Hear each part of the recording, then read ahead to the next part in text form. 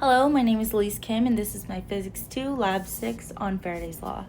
The purpose of the lab is to observe magnetic force and induction by a bar magnet falling down an aluminum foil tube, and then writing Python GloScript code including the direct laws and formulas that the phenomenon relies on, and then we compare the two results.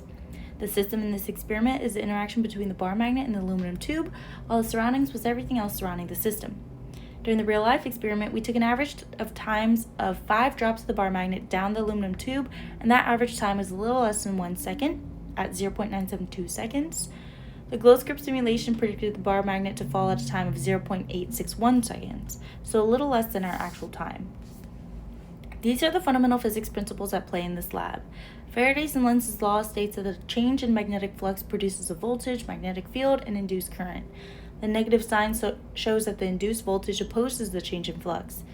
The Biot-Savart law is given as mu naught over 4 pi times the cross product of current length cross r hat over r squared. And then also the falling motion and induced voltage opposing the change in flux follow our well-known Newton's second and third laws. More information on the experimental portion of this lab. We had to measure the aluminum foil tube's dimensions in order to apply the equations given in the fundamental physics principles. And like I said in the introduction, after 5 trials of dropping the bar magnet and timing it, we found the average fall time was 0.972 seconds.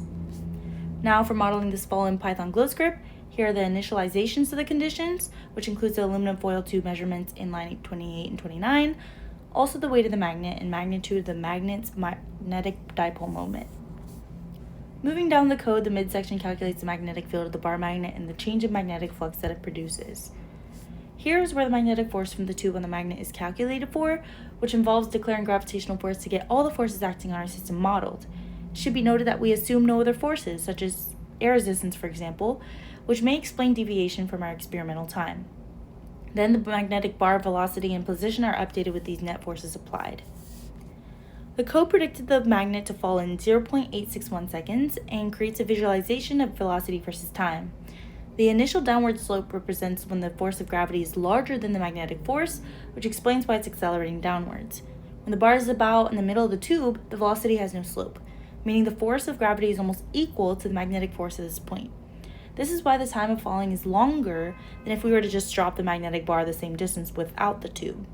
This is literally a depiction of Faraday's law coming into play. And at the end, the velocity accelerates downward once again because gravity overcomes the magnetic force at the very bottom. I touched on earlier why the experimental time is longer than the computationally predicted time. In the GloScript code, we only take into account the forces of gravity and magnetic force. There could absolutely be a little bit of drag at play in this system. To interpret the simulation, we can make sense of the visualization that GloScript creates for us. The drawing at the top left corner shows the bar magnet falling down the tube. The blue in this image corresponds to the clockwise current, and the red line represents the counterclockwise current. This is determined by Lenz's law. Let's discuss what would happen to the dynamics of the system if I were to flip the magnet around. The magnet would fall the same, however, the direction of the two currents would be flipped. And then, I think I've said this about 3 times now, but the reason why the experimental time is a little longer than the computationally predicted time is because the computational model does not account for the potential air resistance forces on the bar magnet falling, which would increase the time slightly. The last question is about the velocity versus time plot from the GloScript results. As I stated before, when the bar magnet is at the top and bottom of the tube, the force of gravity overcomes the magnetic force, making the bar magnet accelerate downwards.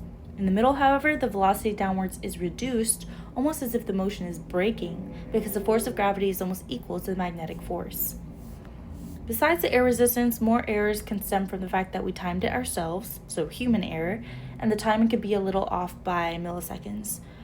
Also, something I hadn't discussed before was the fact that there could be frictional forces upwards from the bar magnet potentially brushing against the interior sides of the aluminum foil tube. What if the tube resistivity was close to 0? How would the magnet dynamics change?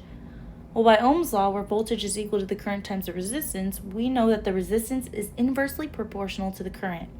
This tells us that if we decrease the resistance of the tube, the induced current would increase, and the magnetic force that opposes the gravitational fall would strengthen, and the magnet would fall even slower. And then lastly, what if horizontal slots were cut along the aluminum foil tube? Well, GloScript models this using ring currents down the length of the tube, and if we were to cut slots, there would be less ring tubes to sum up.